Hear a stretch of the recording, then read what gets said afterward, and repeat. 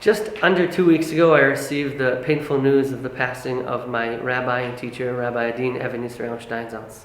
I remember the first time in yeshiva that I went to a tish, which is some type of Hasidic party with Rabbi Steinsaltz. I was 20 years old in yeshiva, and I walked in, this great rabbi sitting in the front of the table, all the Hasidim, all the students, disciples are around, singing and doing l'chaims and singing. And I'm sitting there and I didn't know exactly where to place myself.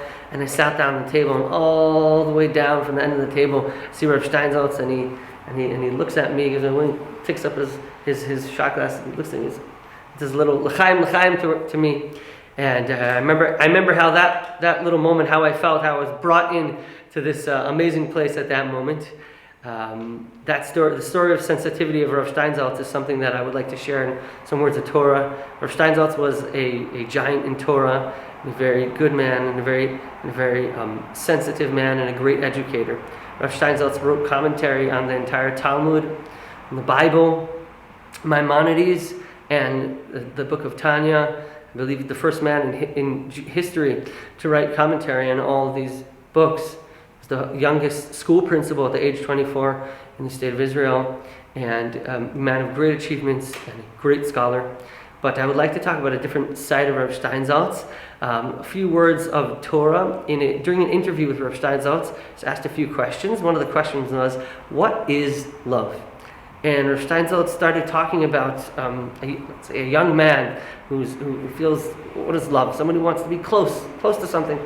And in the stories, in the movies, usually it goes and you hear about it, they're in love and he wants to be with her and they're together and everything is good. What you hear less about is if this young man would go over to this young lady who he very much wants to be close with and say, I do love you so much. I love you so much that I think you shouldn't be with me because I'm going to make you miserable. I'm not going to make you happy.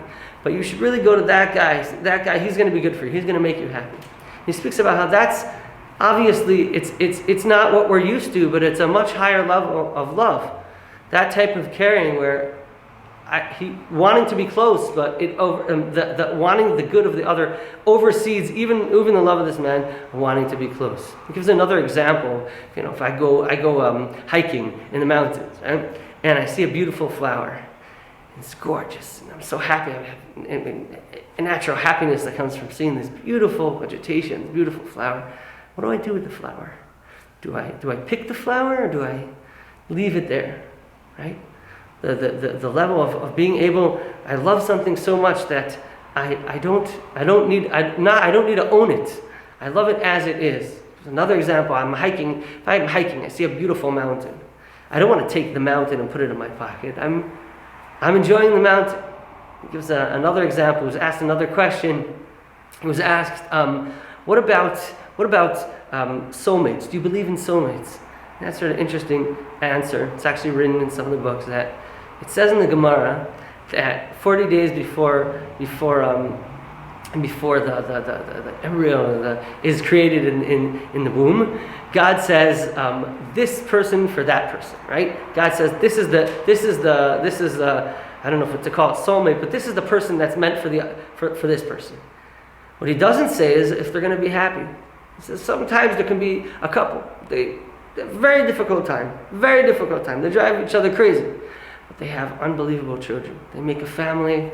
He smiles and he says it's worth the investment, right? So sometimes great things don't exactly happen the way we think, but there's a higher level of love where it's not me needing. I don't need to own the love. Rather, I want the good for others. I remember once in the same tone, learning with my students, I talk about what's really the highest expression of love, because so much about love. About giving love is also something that I'm receiving at the moment. Almost every level of love has something that I'm receiving, except that the highest level of love is when you love and you give. It's hard to grasp this, but to give and to love because that's what's right. Because that's fundamentally what is right to do. Rabbi Steinsaltz lived his life this way. He gave to everyone. I believe the reason what had caused to write commentary on the entire Talmud is Rabbi Steinsaltz believed that whatever Torah I have is for others. Whatever I have is to share with others. It's not for my own respect. It's not for me. It's for others. And we should be so lucky to walk in his path and shed love and respect to others and faith in others out of a sense of, because that is fundamentally what is right to do good in the world, regardless of what it gives me. Have a good Shabbos and all the best.